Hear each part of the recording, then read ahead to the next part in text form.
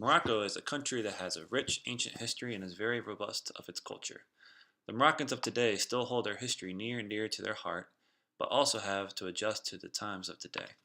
This means that they have had to adapt to modernizing culture, but still maintain their historic values and traditions. Their culture started with the Berbers. However, over time, the culture merged with other cultures to include the Phoenicians, the Carthaginians, and the Arabs. The Arabs have had the most influence in Morocco, and their culture shows this most in the Moroccan artwork and religion. Morocco became an independent country on March 2nd, 1956. In recent years, Morocco's economy has been prospering with growing industries in tourism and agriculture. If you were to visit Morocco today, you would never have guessed that you were in Africa. It looks and feels like you're in a European nation, but also like a Middle Eastern nation. Morocco has vast geographic features, from mountains to deserts and to oceans. Morocco is located in the very most northwest part of Africa. Due to the fact that the Strait of Gibraltar is located in Morocco, it is easy for Morocco to trade with other countries. Morocco is a very spread out nation and is approximately the size of California. This great size allows Morocco to access a vast range of natural resources. Moroccan mines have several different mines, which include phosphate, manganese, zinc, lead, iron ore, and gold. The greatest resource is phosphate. Phosphate is a major fertilizer that helps crops grow faster and stronger. Since the world's population is expanding faster than ever, this mineral is very important. Morocco has nearly two-thirds of the world's potential phosphate reserves and is the world's third biggest producer of phosphate, only behind China and the United States. Agriculture employs about 40% of the Moroccan workforce and accounts for about 10 to 15% of its GDP. The one thing that may slow down this great agricultural economy is a drought. Morocco is a self-sufficient country in terms of agriculture, so if a drought does come, it will severely hinder its economy. If a drought were to happen, instead of exporting produce, Morocco would now have to import it. Recently, Morocco has turned to a renewable source of energy, the sun. Morocco accumulates about 330 to 350 days of sunshine per year. The Moroccan government plans on opening 5 solar power plants to provide about 2/5 of its nation's energy by 2020.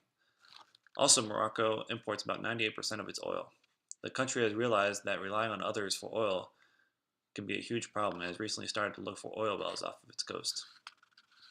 Morocco has a very unique form of artwork in mosaics. These mosaics have traced back to around 700 AD. They were first influenced from the European settlers that came to Morocco, especially from Spain, but were later influenced from the Arabic or Islamic sect of culture. The Islamic religion does not believe in making pictures of living things, so all these mosaics are patterns and designs. A lot of thought and concentration goes into the mosaic. The artist only gets one shot at making it, so it makes the artist think of the intricate details that God had to do to create us and everything in the world. The mosaic started out with the simple colors like brown and white, but recently they have been expanded to use more modern colors of red, green, and turquoise. Recently, engineers and computer science scholars have been impressed with the amount of math that goes into one mosaic.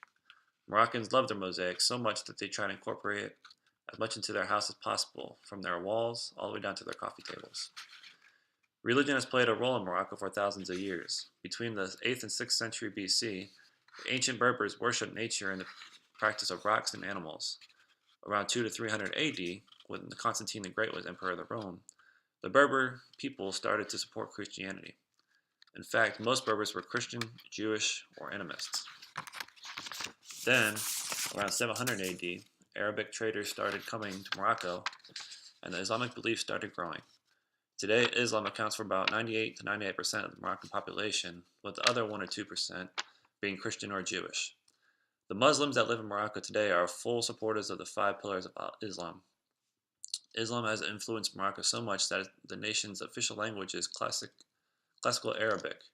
While the Moroccan constitution does grant people to worship who they choose, the Moroccan Penal Code makes some actions of other religions illegal in Morocco.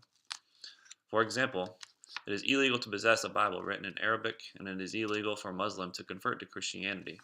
However, there has been an upswing of Muslim convertings. You could tell Moroccans have a deep Muslim faith by their mosaic art form and the laws of the land that cater to Islam, but they have grown accustomed to today's world and allowed others to believe what they want to believe in. I chose Morocco because I thoroughly enjoyed my trip when I stopped there in 2011. I didn't look it didn't look like most it didn't look like most of the countries I have visited in Africa. In most cases, Americans think that the Muslims are anti-American, absmal, and scared of them. However, that is a far from my experience.